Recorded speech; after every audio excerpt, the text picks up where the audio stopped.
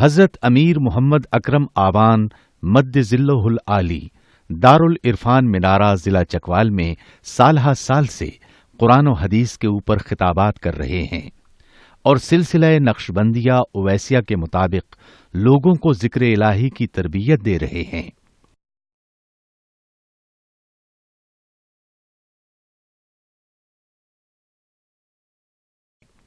وہ قرآن پاک کی تفسیر ترتیب وار بیان کر رہے ہیں۔ تفسیر قرآن کو وہ موجودہ ملکی اور بین الاقوامی حالات کے مطابق بیان کرتے ہیں۔ موٹر وے سے کلر کہار کے انٹرچینج سے نکلتے ہوئے کلر کہار کی جھیل سے ہوتے ہوئے میانی، بوچھال اور نورپور سے گزرتے ہوئے دارالعرفان منارہ پہنچ سکتے ہیں۔ حضرت امیر محمد اکرم آوان نے بچیوں اور بچوں کی دینی اور دنیاوی تعلیم کے لیے سقارہ اکیڈمی کے نام سے ایک درسگاہ بھی قائم کی ہے۔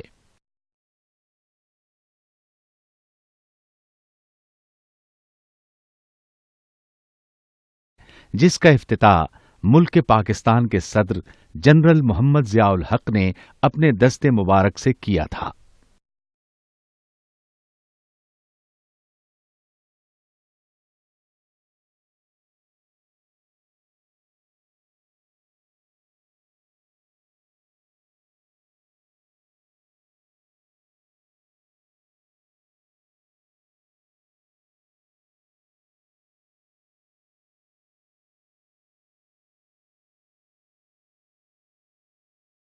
اللہ رب العالمین والصلاة والسلام علی حبیبہ محمد وآلہ وصحبہ اجمعین۔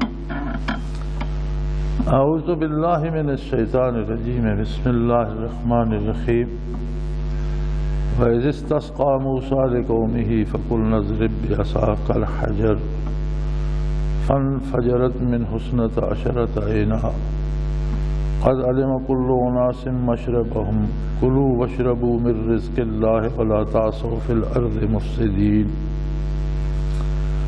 وإذ قلتم يا موسى لن نصبر على طعام واحد فادع لنا ربك يخرج لنا مما تنبت الارض من بقلها وكسائها وفومها وعدسها وبصلها قال أتستبدلون الذي هو أدنى بالذي هو خير اهبطوا مصرا فإن لكم ما سألتم وضربت عليهم الذلة والمسكنة وباءوا بغضب من الله ذلك بأنهم كانوا يكفرون بآيات الله ويقتلون النبيين بغير الحق ذلك بما عصوا وكانوا يعتدون۔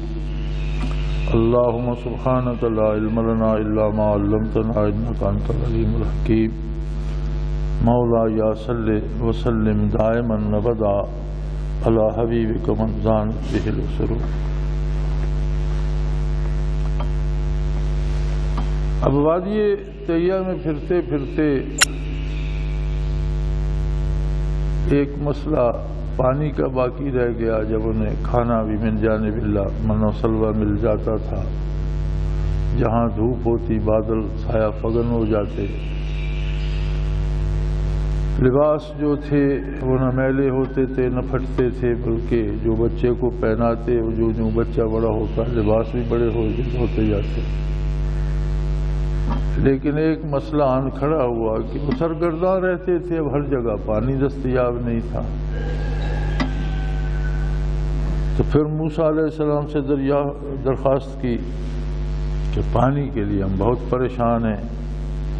وَإِذِ اسْتَسْقَىٰ مُوسَىٰ لِقَوْمِهِ، جب موسیٰ علیہ السلام نے اپنی قوم کے لیے پانی کی دعا کی تو اللہ کریم نے انہیں پانی کا خزانہ بھی غیب سے عطا کر دیا۔ فَقُلْنَا اضْرِب بِّعَصَاكَ الْحَجَرَ، تو ہم نے حکم دیا کہ آپ اپنا عصا کسی پتھر پر ماریں۔ ایک پتھر پر موسیٰ علیہ السلام نے عصا مارا، فانفجرت من حسنت عشرت عینا، اس میں سے 12 چشمے جاری ہو گئے۔ بنی اسرائیل کے 12 قبائل تھے، حضرت یعقوب علیہ السلام کے 12 بیٹوں کی اولاد تھی۔ چنانچہ اللہ کریم نے اس میں سے 12 چشمے جاری کر دیے، اور وہ کوئی بہت بڑی چٹان نہیں تھی۔ مفسرین کرام لکھتے ہیں کہ ایک چھوٹا سا اتنا پتھر تھا جسے اٹھایا جا سکتا تھا، اور جب وہ کہیں سے عازم سفر ہوتے تو اسے اٹھا کر ساتھ لے جاتے، جہاں جا کر رکھ دیتے وہاں چشمے جاری ہو جاتے۔ تو اللہ کریم نے 12 قبیلوں کے لیے 12 چشمے الگ الگ اس میں سے جاری فرما دیے۔ قد علم کل اناس مشربہم، اور ہر ایک کو ان کا اپنا مشرب، ان کے اپنے پینے کی جگہ، ان کا اپنا چشمہ بتا دیا گیا۔ ارشاد ہوا کلوا واشربوا من رزق اللہ ولا تعصوا فی الارض مفسدین، کھاؤ بھی پیو بھی اللہ کے رزق سے جو تمہیں وہ اپنی طرف سے بطور انعام عطا کر رہا ہے، جس میں تمہاری کوئی محنت نہیں، مشقت نہیں ہے، لیکن کھانے پینے میں یہ احتیاط رہے کہ اللہ کی زمین پر فساد بپا نہ ہو۔ ہوتا یہ ہے کہ ان کے لیے جس طرح رزق متعین کر دیا گیا تھا، اسی طرح ہمیشہ ہر نبی نے وسائل اور ذرائع، طریقے استعمال، کمانے کا طریقہ، خرچ کرنے کا طریقہ اور حقوق اور حدود مقرر فرمائی ہے۔ اسی طرح آقا نامدار صلی اللہ علیہ وآلہ وسلم نے اس آخری دین میں جو ہمیشہ کے لیے ہے، ساری انسانیت کے لیے ہمیشہ کے لیے قوانین مقرر فرما دیے کہ کمانے کا کیا طریقہ ہے، جائز طریقے سے کمایا جائے، اور اسے خرچ کیسے کیا جائے، اپنی ذات کے لیے کتنا خرچ کریں گے، کمزوروں، مساکین اور محتاجوں کے لیے اس میں سے کتنا دیں گے، اس کا کیا انتظام ہوگا۔ اور فرمایا وَلَا تَعْصَوْا فِي الْأَرْضِ مُفْسِدِينَ، اگر تم کھانے پینے میں ہیرا پھیری کرو گے، دوسرے کا حصہ چھیننا چاہو گے، اپنے لیے زیادہ لینا چاہو گے، اپنے لیے جمع کر کر کے انبار بھرنا چاہو گے، تو جب حدود سے بڑھو گے تو فساد پیدا ہوگا۔ اور معاملات میں جب حدود سے تجاوز ہوتا ہے تو وہ تجاوز نوع انسانی میں پھیلتا چلا جاتا ہے اور ساری زمین کو، اہل زمین کو فساد میں مبتلا کر دے۔ اگر آدمی اپنے جائز وسائل کے اندر رہے تو 2 باتیں اسے بڑے آرام سے نصیب ہوتی ہیں۔ ایک تو رزق حلال ہوتا ہے، پھر جتنا کمایا ہے اپنے اخراجات اس کے اندر رکھے۔ ہماری مصیبت بھی آج کی یہ ہے کہ پہلی بات تو یہ ہے کہ ہم اس اصول کو ہی نہیں مانتے کہ کمانے کے جائز وسائل ہی استعمال کیے جائیں۔ ہر شخص چھینا جھپٹی میں لگا ہوا ہے، رشوت سے ملے، چوری سے ملے، دھوکے سے ملے، قرض لے لو اور واپس نہ، کسی طرح پیسہ جمع ہوتا جائے۔ اس کا نتیجہ فساد ہوتا ہے، خود آدمی کے گلے بھی فساد پڑتا ہے، اسے ذہنی سکون بھی نصیب نہیں ہوتا اور اطمینان سے کھا بھی نہیں سکتا۔ لیکن اگر ہر بندہ رزق حلال کمائے اور جتنی اس کی آمدن ہے اس کے اندر رہے، کیونکہ ضروری تو نہیں 10 جوڑے اور 10 کو کلف لگی ہوئی ہو۔ اگر حیثیت ایک جوڑے کی ہے تو ایک خرید لو، ایک پہنو، کھدر کی ہے کھدر پہنو، صاف رکھو اسے۔ ہمارے ساتھ ہمارا ایک ساتھی تھا جماعت کا، بہت زمانے کی بات ہے، یہ غالباً 60 کی دہائی کی بات ہے، تو وہ سب انسپیکٹر تھا پولیس کا، یہیں اس طرف اکاڑا کی طرف پہلے اس کی تعیناتی تھی، پھر ادھر سے کہیں اس طرف آ گیا۔ تو میں اور وہ لاہور اکٹھے ہو گئے، میں لاہور مولوی فضل الرحمان مرحوم کے گھر پہ تھا، تو وہ اکاڑا جا رہا تھا رات ٹھہرنے کے لیے، وہ بھی وہاں آ گیا۔ تو عشاء کے بعد اس نے اپنے سلوار قمیض اتاری اور باتھ روم میں چلا گیا، انہیں دھویا، پھر استری منگائی، ان پر استری پھیری، استری بھی ہو گئے، خشک بھی ہو گئے اور لٹکا دیے۔ تو میں نے کہا یار یہ کیا مصیبت پال رکھی ہے؟ اس نے کہا جی میری بیوی بچے اور میرا بمشکل تنخواہ میں گزارا ہوتا ہے، رشوت میں نہیں لیتا، تو عدالت جاتا ہوں یا دفتر تھانے جاتا ہوں تو سرکاری وردی ہوتی ہے، اور گھر میں میرے پاس یہی ایک جوڑا ہے۔ اب میں نے پنڈی سے لاہور تک کا سفر کیا تو یہ میرا ہو گیا، اب رات کو دھو لیا، استری کر لیا، صبح پھر یہ تازہ ہوگا، میں پہن کر اکاڑے چلا جاؤں گا۔ اور پولیس سب انسپکٹر تھا زمانے۔ بظاہر تو ہمیں یہ مشکل لگتا ہے کہ ایک تھانے دار نے یہ مصیبت کیوں مول لی، لیکن جو سکون اس کے دل میں تھا، جیسے اسے کسی سے کوئی خطرہ نہیں تھا، کوئی شکایت کر دے گا یا کہیں پکڑا جاؤں گا یا کوئی بدنامی ہوگی، کوئی نہیں، اللہ کے بھروسے پہ ڈٹ کے گزارا کر رہا تھا۔ ایک دفعہ حضرت رحمۃ اللہ کے ساتھ ہم تھے یہاں پنڈی کے ساتھ ایک گاؤں ہے وہاں، تو وہاں بھی وہ ملنے کے لیے آ گیا، تو چائے پی رہے تھے تو حضرت نے اسے دوسری پیالی فرمایا ایسے دوسری پیالی بھی دے دو، تو معذرت کرنے لگا حضرت میں نے کبھی گھر میں دوسری پیالی نہیں پی۔ حضرت نے فرمایا آج پی لو، تو گھر میں کیوں نہیں پی؟ تو اس نے کہا جی ہم اتنا ہی ہم کر سکتے ہیں کہ گھر کے ہر بندے کو ایک ایک کپ چائے 24 گھنٹوں میں ایک دفعہ مل جائے، اور وہ ہم صبح پی لیتے ہیں، اور ہم افورڈ نہیں کر سکتے کہ اتنی پکائے کہ دو پیالیاں بھی۔ تو بظاہر تو بندے کو یہ جبر لگتا ہے کہ اپنے آپ کو اتنا قیدی بنا کے رکھے، لیکن اسی قید میں سکون ہے اپنا بھی اور دوسروں کا بھی۔ وہ لاکھوں روپے رشوت بھی لے سکتا تھا، اسے گھر چائے پلانے دوسرے گھر سے پکا کر چائے پراٹھے بھی دے جاتے، لیکن کیا ان میں وہ سکون ہوتا، ان میں وہ اطمینان ہوتا؟ اور کل بارگاہ الہی میں جب جواب دینے جاتا تب کیا ہوتا؟ اور اس سے پہلے دنیا میں کیا ہوتا ہے؟ فساد فی الارض پیدا ہو جاتا ہے، روئے زمین پر تباہی پیدا ہو جاتی ہے۔ آج بھی سکون سے وہی لوگ جی رہے ہیں جو اپنی حیثیت کے مطابق رہتے ہیں اور جائز اور حلال وسائل سے کماتے ہیں۔ کون منع کرتا ہے اچھا گھر نہ بناؤ؟ اسلام نہیں روکتا اچھی گاڑی نہ رکھو، اچھا کپڑا نہ پہنو، بلکہ نبی کریم صلی اللہ علیہ وآلہ وسلم ناپسند فرماتے تھے میلے کپڑے کو۔ آپ فرماتے تھے کہ غربت کا مطلب یہ ہے کہ آپ کے پاس کپڑا سستا ہے یا اس پر ٹانکی لگی ہوئی ہے، لیکن یہ مطلب نہیں کہ آپ اسے دھوئیں اور صاف بھی نہ کریں۔ اسی طرح ایک صحابی مسجد نبوی میں داخل ہوئے تو ان کی داڑھی بے ترتیب اور الجھی ہوئی تھی، تو آپ صلی اللہ علیہ وسلم نے منع فرمایا، ناپسند فرمایا۔ فرمایا اسے ان بالوں کو پریشان کرنے میں کون سا تقویٰ ہے؟ کیا تم اسے دھو کر صاف کر کے صحیح ترتیب سے نہیں رکھ سکتے؟ ایک شخص مفلسی کی شکایت لے کر حاضر ہوا بارگاہ عالی میں کہ یا رسول اللہ کوئی وسیلہ نہیں ہے، کچھ کھانے کو نہیں۔ آپ صلی اللہ علیہ وسلم نے فرمایا تمہارے گھر میں کچھ ہے؟ کہنے لگا جی ایک توا ہے روٹیاں پکانے کا، اور ایک آٹا گوندنے کا برتن ہے، اور ایک ہانڈی، اور اس طرح کی 2-4 چیزیں ہیں۔ فرمایا لے آؤ، وہی گھر کا سارا اساس ہے۔ آپ صلی اللہ علیہ وسلم نے فرمایا لے آؤ، اٹھا لایا۔ دوسرے صحابی کو حکم دیا کہ جاؤ انہیں بازار میں بیچ کر جو ملے اس سے ایک کلہاڑی اور ایک رسی لے آؤ۔ آدھے درم کی بکی، 8 آنے کی بک گئی۔ اس سکہ جس طرح ہمارا روپے ہے اس وقت درم سکہ تھا، آدھے روپے کی بک گئی۔ وہ ایک رسی اور ایک کلہاڑی لے۔ آپ صلی اللہ علیہ وسلم نے فرمایا یہ رسی لو اور کلہاڑی جا کے جنگل سے لکڑیاں کاٹو، جتنے کی بک جائیں اتنے کا کھانا لے کر گھر چلے جائیں۔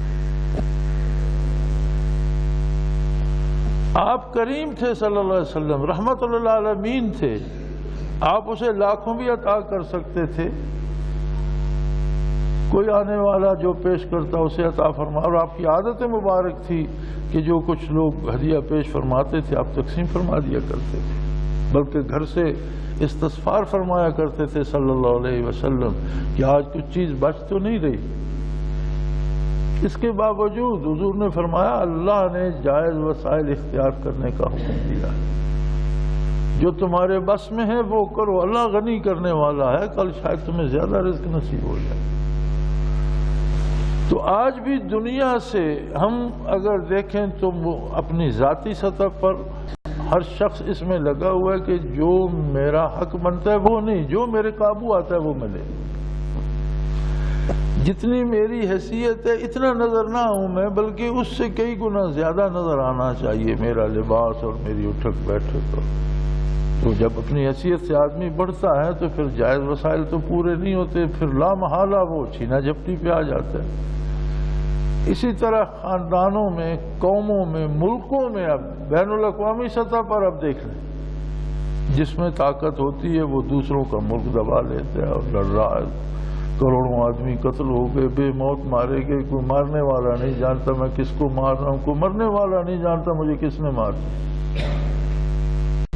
اور ایک بڑا اچھا جملہ کہا تھا ایک صحافی کو، ایک کمانڈر نے جنگ عظیم میں اگلے دن وہ جنگ عظیم کے واقعات دیکھ رہا تھا، تو اس نے بہت بڑا اچھا جملہ کہا۔ اس نے پوچھا کہ یہاں کی کوئی بات مجھے بتاؤ۔ وہ محاذ پہ پھر رہا تھا صحافی، غالباً محاذ بھی برما کا تھا، تو اس نے مختصر سا جملہ کہا، چونکہ بمبارڈمنٹ ہو رہی تھی، توپیں گولے اگل رہی تھیں، جنگ جاری تھی۔ اس نے کہا everybody here is to kill everybody, یہاں ہر بندہ ہر دوسرے بندے کو قتل کرنے کے لیے موجود ہے، اور اس سے زیادہ میں کچھ نہیں جانتا۔ سب ایک دوسرے کو مار رہے ہیں، بس یہی یہاں کی خبر ہے۔ تو یہ سب کیوں ہوتا ہے؟ یہ سب اس لیے ہوتا ہے کہ ہر آدمی ذاتی طور پر، قبائل کے طور پر، قوموں کے طور پر، اور ملکوں کے طور پر دوسروں کے وسائل چھیننا چاہتے ہیں، اور ناجائز طریقے سے جبر سے چھیننا چاہتے ہیں، یا چوری سے چھیننا چاہتے ہیں، یا ہیرا پھیری سے۔ تو یہ لوگ بھی ایسا کرتے تھے کہ رزق اکٹھا کر لیا اور جو کھایا دوسرا جمع کر کے رکھ لیا، جی کل کھائیں گے، کل تک وہ خراب ہو جاتا تھا۔ پانی کے الگ الگ چشمے بن گئے، لیکن اپنے پہ قناعت نہیں کر چاہتے تھے کہ ایک ڈول ادھر سے بھر لیں۔ تو فرمایا اگر تم اپنے حق پر قناعت نہیں کرو گے تو فساد پیدا ہوگا، اور فساد روئے زمین پر پھیلے گا، تمہاری دیکھا دیکھی دوسرے بھی یہ کریں گے، اور آہستہ آہستہ یہ روئے زمین پر پھیلتا چلا جائے گا۔ اب پھر اس پر ہی انہوں نے بس نہ کی، پھر کہنے لگے کہ ہمیں روزانہ بنا بنایا کھانا مل جاتا ہے، روزانہ نمکین اور گوشت بھی مل جاتا ہے، اور روزانہ حلوہ بھی، میٹھا بھی کھانے کو مل جاتا ہے، لیکن یہ بلا کوئی بات ہے کہ ہم روز میٹھا گوشت اور حلوہ ہی کھاتے رہے؟ یہ تو کوئی بات نہیں، اس طرح تو عمر بسر نہیں ہوتی۔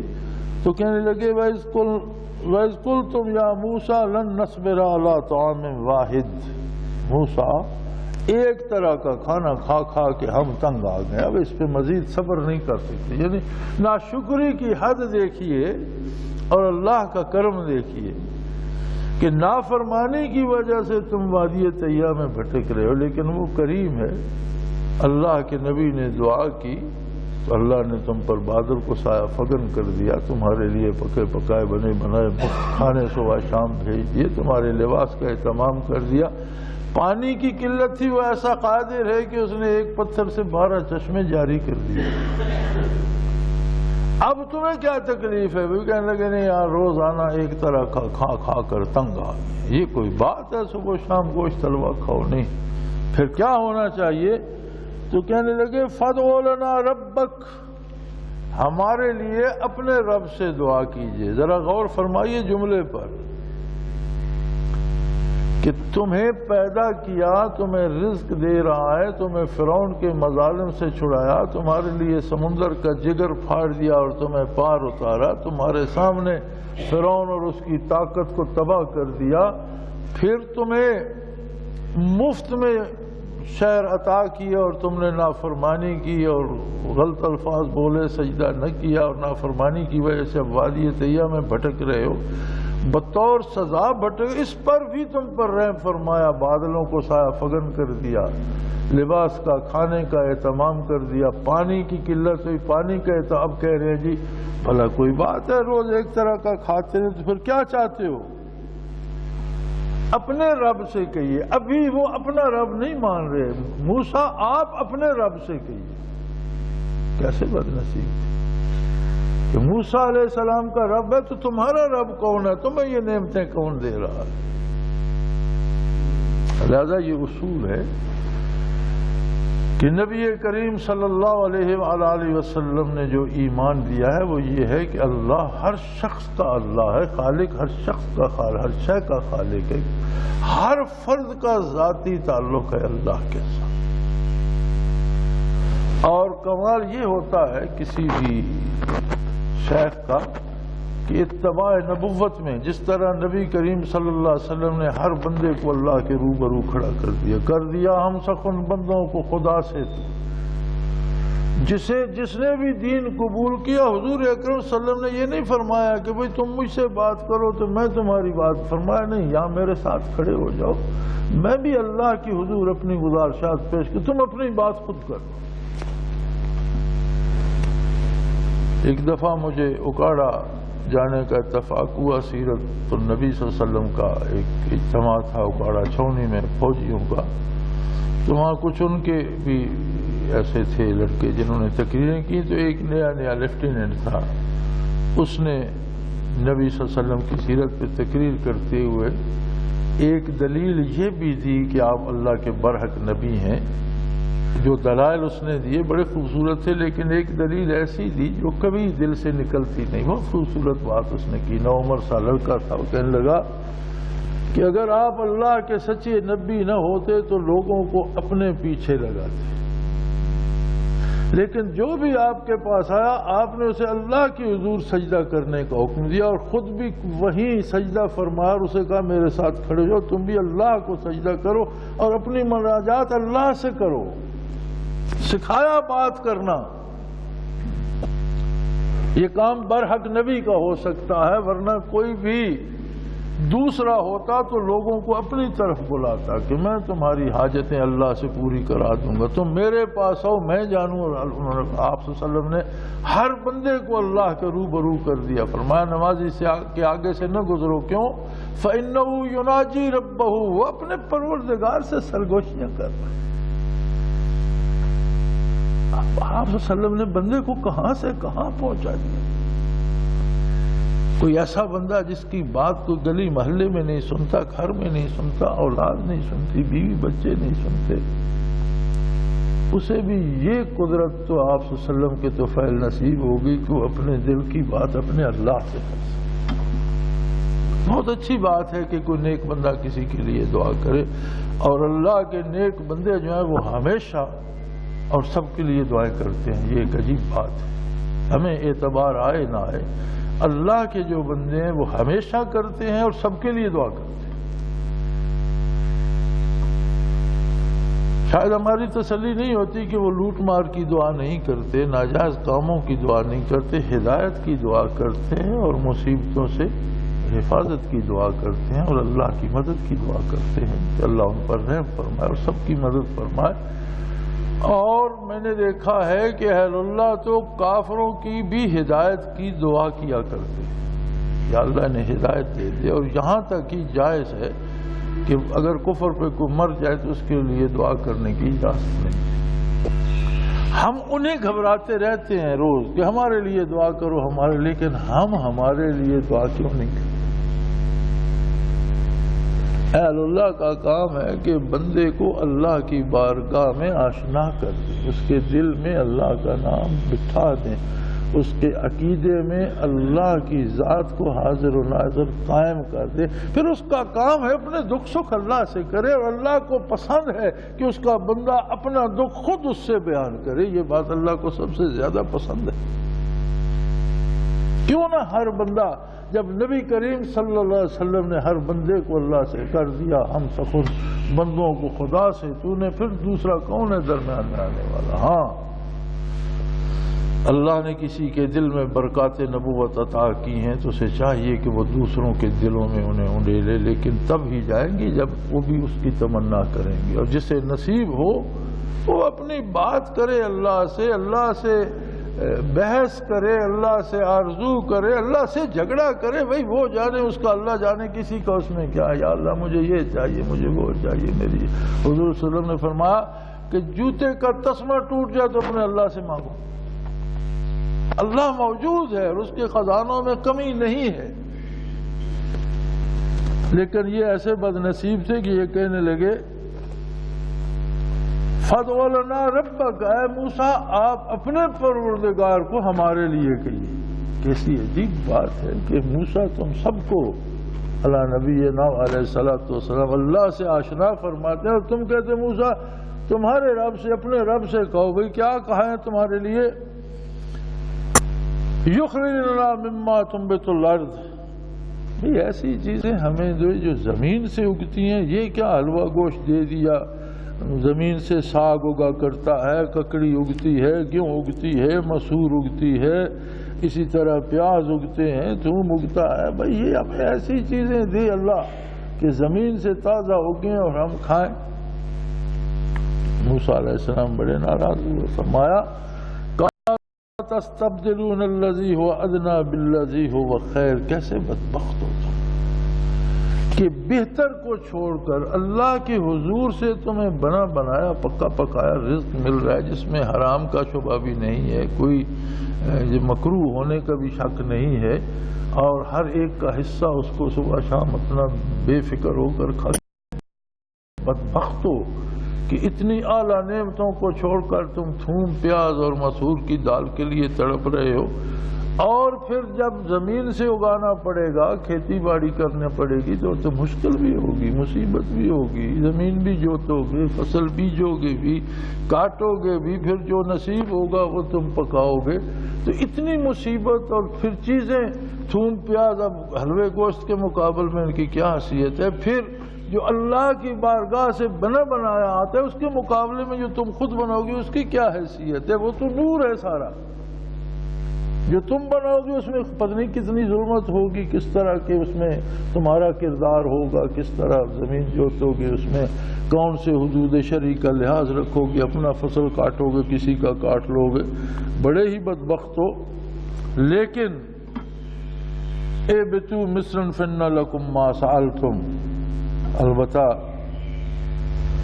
تم فلاں علاقے میں چلے جاؤ، فلاں شہر میں چلے جاؤ، فلاں علاقے میں چلے جاؤ، فإن لکم ما سألتم، وہاں تمہیں یہ سب چیزیں مل جائیں گی جن کی تم خواہش کرتے ہو۔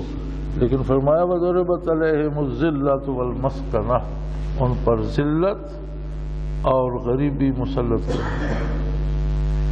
مزدوری کی ذلت، مشقت کی ذلت، سارا دن ساری رات خوار ہونا، پانی لگانا، فصلیں بونا، کاشت کرنا، کاٹنا، یہ مشقت الگ سے، اور وہ جو استغنا تھا کہ کپڑوں کی بھی بے فکری ہے، دھوپ بھی نہیں لگتی، پانی بھی ہر وقت چشموں سے، وہ ساری چیزیں گئیں۔ اب جاؤ جو کچھ عالم اسباب میں ہے اس میں محنت کرو۔ تو جس طرح وہاں فارغ البال تھے وہ حالت نہ رہی، یہاں بھوک اور افلاس بھی آ گیا اور مشقت الگ سے گلے پڑ گئی، اس لیے کہ باؤ بغضب من اللہ، ان بد نصیبوں نے اللہ سے اس کا قہر خریدا، مانگ کر لیا، ایسے لیا جیسے کوئی چیز خریدی جاتی ہے۔ خریدتا تو بندہ اپنی خواہش و آرزو سے قیمت ادا کر کے ہے، تو فرمایا انہوں نے اس طرح سے مانگا غضب الہی جیسے انہوں نے خرید لیا ہے، اور جب اس مشقت میں پڑے اور ذلت و رسوائی میں پڑے تو آہستہ آہستہ اللہ گئی، پھر نمازیں گئیں، پھر حلال و حرام گیا، جو گمراہ ہوتے گئے، اور پھر نوبت کفر تک جا پہنچی۔ اس لیے کہ ذالک بانہم کانوا یکفرون بآیات اللہ، پھر اللہ کے ان رفتہ 2-3 نسلوں 4 نسلوں کے بعد کفر تک اور اللہ کی آیات کے انکار تک پہنچ گئی، حتیٰ کہ پھر جب ان میں نبی مبعوث ہوئے اور انہوں نے اللہ کی طرف بلایا اور شرعی حدود و قیود بتائی، تو بجائے اس کے کہ اپنے کو بدلتے انہوں نے انبیاء کو قتل کر دیا۔ یقتلون النبیین بغیر الحق، اللہ کے نبیوں کو ناحق قتل کر دیا۔ قتل تو نبی کا ویسے ہی ناحق ہوتا ہے، لیکن یہاں قرآن نے بغیر الحق اس لیے فرمایا کہ قتل کرنے والے خود بھی جانتے تھے کہ ہم ناحق قتل کر رہے ہیں۔ بلا جواز شرعی قتل کرنا ویسے بھی ناحق ہے، پھر نبی تو معصوم ہوتا ہے، نبی سے تو خطا کا تصور نہیں، نبی کا قتل تو انتہائی گستاخی ہے، لیکن فرمایا یہ انبیاء کو غلطی سے قتل نہیں کرتے تھے، یہ بھی جانتے تھے کہ ہم جو کر رہے ہیں یہ ناحق ہے، یہ ظلم ہے، لیکن یہ قتل کر دیتے تھے۔ ذالک بما عصوا کانوا یعتدون، یہ ساری مصیبت ان پر کہ وہ اللہ اللہ سے گئے، پھر نمازیں چھٹی، پھر حلال حرام چھٹا، پھر اس کے بعد کفر تک نوبت پہنچی، اور اس کے بعد قتل انبیاء تک پہنچ گئے، یعنی دوزخ کی انتہائی سزاؤں کے مستحق ہو گئے اور غضب الہی کی انتہا کو جا پہنچے۔ اس کا سبب کیا تھا؟ ذالک بما عصوا، اس کا سبب ان کی نافرمانیاں تھی، حدود الہی میں خود کو محدود نہ کرنا تھا۔ وَقَانُوا يَعْتَدُونَ، اور وہ اللہ کی بنائی ہوئی حدود سے تجاوز کر جاتے تھے، گزر جاتے تھے۔ ہر معاملے میں چینہ جھپٹی آ گئی، حق اور ناحق کا فرق نہ رہا، جائز اور ناجائز اور حلال اور حرام کی تمیز نہ رہی۔ نتیجہ یہ ہوا کہ نور ایمان ہی نہ جاتا رہا، قتل انبیاء تک کے مرتکب ہو۔ آج کا ہمارا بنیادی مسئلہ بھی، آج کا بنیادی مسئلہ قیام امن کی کوشش ہو رہی ہے، دہشت گردی روکنے کی کوشش ہو رہی ہے، قتل و غارت روکنے کی کوئی، لیکن یہ کیسے رکے گی جب تک حدود اور فرائض پورے نہیں ہوں گے، جب تک ہر آدمی اپنی حد کے اندر نہیں ہوگا۔ آزاد ہے ہر بندہ اللہ کا، لیکن آزادی کی بھی حد ہوتی ہے۔ وہ ایک محاورہ ہے کہ اپنی ناک سے لے کر دوسرے کی ناک تک آپ کو آزادی ہے۔ یہ آزادی نہیں کہ اس کی ناک پہ گھوسا مار دے، یہ آزادی نہیں ہے، وہ اس کی ناک، اس کی بھی اپنی آزادی ہے۔ تو جب حقوق اور فرائض سے صرف نظر کیا جاتا ہے تو صرف یہ نہیں کہ دنیا میں تباہی آتی ہے، عقائد و نظریات تباہ ہوتے ہیں، ایمانیات تباہ ہوتے ہیں۔ آج کا ہمارا سب سے بڑا مسئلہ یہ ہے کہ ہمیں خود اللہ پر اعتماد نہیں رکھتا۔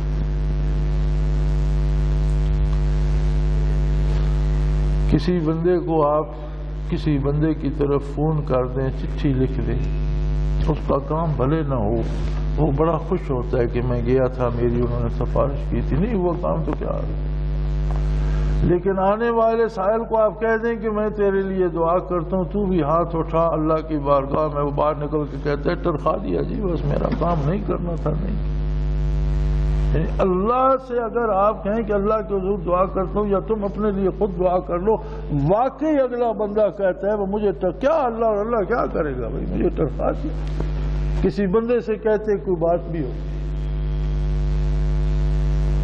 اور یہ ایسی حقیقت ہے کہ جسے ہم سب جانتے ہیں۔ اس کے پیچھے کیا ہے؟ اللہ پر اعتماد اور یقین اور ایمان کی کمی۔ یہ کیوں ہمارے گلے پڑ گئی؟ اس لیے کہ ہم نے حلال اور حرام میں پرواہ نہ کی، اس لیے کہ ہم نے عبادات چھوڑ دی، اس لیے کہ ہم نے اللہ سے ملاقات ہی چھوڑ دی، آنا جانا ہی چھوٹ گیا، ملنا بیٹھنا ہی جاتا رہا۔ وہ خالق ہے، اسے احتیاج نہیں ہے، وہ 5 دفعہ حکم دیتا ہے اور بلاتے ہیں اس کے بندے، مقرر ہے اس بات پر کہ بلاؤ میرے بندوں کو، میری بارگاہ میں حاضر ہوں، اپنا دکھ سکھ میرے ساتھ کریں۔ ہمیں فرصت ہی نہیں ہے۔ کسی کو معمولی سا دنیا دار بلا لے، سارے کام چھوڑ کر بھاگ پڑتا ہے، لیکن اللہ کی حضور حاضر ہونے کی فرصت نہیں ہے۔ ہمارے ایک ساتھی ہوا کرتے تھے سیالکوٹ کے، اللہ ان کے درجات بلند فرمائے، لاہور سے آتے ہوئے ایک حادثے میں شہید ہو گئے۔ ڈاکٹر تھے اور بہت اچھے ڈاکٹر، اور بڑا رش ہوتا تھا ان کے پاس، ان کے اوقات مقرر تھے، غالباً عصر سے عشاء تک، اور صبح سے دوپہر مقرر تھے، 2-4 گھنٹے صبح شام، باقاعدگی سے اپنے اس میں بیٹھتے جب تو وہ لکھ رہے ہوتے تھے، کسی کی دوائی پرسکرپشن لکھ رہے ہوتے تھے، تو ساتھ مسجد تھی، اللہ جہاں اللہ کا لفظ مؤذن کے منہ سے نکلا وہاں انہوں نے قلم رکھی۔ اب کسی کیپسول، کسی گولی، کسی ٹیکے کا آدھا لکھا ہوا ہے وہ مکمل نہیں کرتے تھے، رکھتے مریض لاتے، نماز تو 15 منٹ بعد جماعت ہوگی، اذان ہوئی ہے، یہ میری پرسکرپشن تو لکھتے، وہ کیا کرتے تھے کہ میری ضرورت نہیں ہے، اللہ کا قاصد آواز دے کہ او اللہ کی بارگاہ میں، اور میں کہوں میں یہ لکھ کے آتا ہوں، یہ میری جگہ میں آ کے لکھوں. جہاں قلم ہوتا تھا اللہ کا لفظ بلند ہوا مؤذن کے منہ سے، انہوں نے قلم رکھی. کیسے کیسے لوگ ہوتے ہیں. یہ لوگ ہوتے ہیں جنہیں دنیا جہان میں کوئی مصیبت نہیں آتی، کوئی فکر نہیں ہوتا، جن کے دل پریشان نہیں ہوتے، جو سکون سے جیتے ہیں اور دوسروں کے لیے بھی امن و سکون کا سبب بنتے ہیں. تو یہ دو باتیں، حکم نہ ماننا، فرمایا اسو. ایک بات یہ کہ جو اللہ کا حکم ہے وہ نہیں مانتے تھے. دوسری بات یہ تھی کانوا یعتدون، حقوق و فرائض میں حد سے گزر جاتے تھے، دوسرے کا مال چھین لیتے تھے، دھوکہ کرتے تھے، بدماشی کرتے تھے، لوگوں کی عزت و آبرو یا لوگوں کا جان و مال کی پرواہ نہیں، جو حق نہیں بنتا وہ چھین لیتے. ان دو باتوں نے انہیں کہاں پہنچایا کہ روئے زمین پر فساد بھی ہوا، اللہ کی بارگاہ بھی چھوٹی، عبادات بھی چھوٹی، اور رفتہ رفتہ کفر تک پہنچے، اور کفر سے بڑھ کر قتل انبیاء کے مرتکب. ہر گناہ کی تکرار جو ہے، ایک چھوٹا سا کنکر بھی کسی کشتی میں ڈال دیں اور آپ مسلسل چھوٹے چھوٹے کنکر ڈالتے رہے تو وہ بھی کشتی کو اسی طرح ڈبو دے گی جس طرح آپ کو 20 من کی چٹان اس میں رکھے. چلو کچھ وقت لگ جائے گا، آہستہ آہستہ اتنا وزن ہو جائے گا کہ ڈبو دے. زندگی میں ہم چھوٹے جن گناہوں کو سمجھتے ہیں دراصل وہ بھی چھوٹے نہیں ہوتے، چونکہ گناہ اللہ کی نافرمانی کا نام ہے. اور جرم کا اندازہ اس بات سے کرنا چاہیے کہ نافرمانی کس کی ہے. جس کی نافرمانی ہے اس حساب سے جرم بنتا ہے. لہذا اللہ کریم توفیق عطا فرمائے. امت محمدیہ کے پاس تو بہت بڑا موقع ہے کہ ساری زندگی گناہوں میں کھو دی، کسی وقت خلوص دل سے کہہ دے کہ یا اللہ میں نے جو کیا غلط کیا، وہ سارا معاف ہو جائے. شرط یہ ہے کہ آئندہ وہ غلطیاں نہ دہرائے اور اپنی اصلاح کر، اور اللہ کو یاد کیا کرے اور اللہ کا نام لے. وَاذْكُرِ اسْمَ رَبِّكَ وَتَوَكَّلْ إِلَيْهِ تَبْتِيلًا. اتنی بار اللہ اللہ کرو کہ اللہ کے سوا کچھ بات ذہن میں نہ رہے. اللہ کو یاد کریں، فرائض کو ادا کریں، اللہ کی عبادت کریں تو وہ توفیق عمل بھی عطا فرمائے گا اور دو عالم کا سکون بھی میسر ہوگا. وآخر دعوانا الحمدللہ رب العالمین.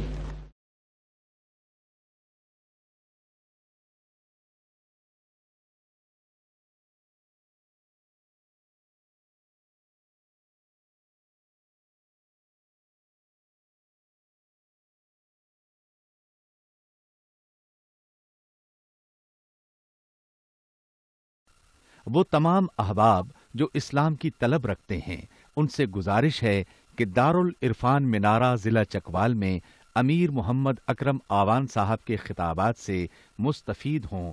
وہ ہر جمعے کو نماز سے پہلے بیان فرماتے ہیں. ہر ماہ کی پہلی اتوار کو ماہانہ اجتماع ہوتا ہے جس میں آپ خصوصی خطاب فرماتے ہیں اور پاکستان کے چاروں صوبوں سے احباب اس اجتماع میں شرکت کرتے ہیں. اس کے علاوہ یہاں سال میں 2 مرکزی اجتماعات بھی ہوتے ہیں. ایک رمضان المبارک میں اعتکاف کا اجتماع اور دوسرا جولائی اور اگست میں 40 دن کا اجتماع ہوتا ہے جس میں روحانی تربیت کی جاتی ہے. اپنا خون سیماب دے کر اتنا ہم کر جائیں گے، نام آقا کا چمن میں پھر رقم کر جائیں گے.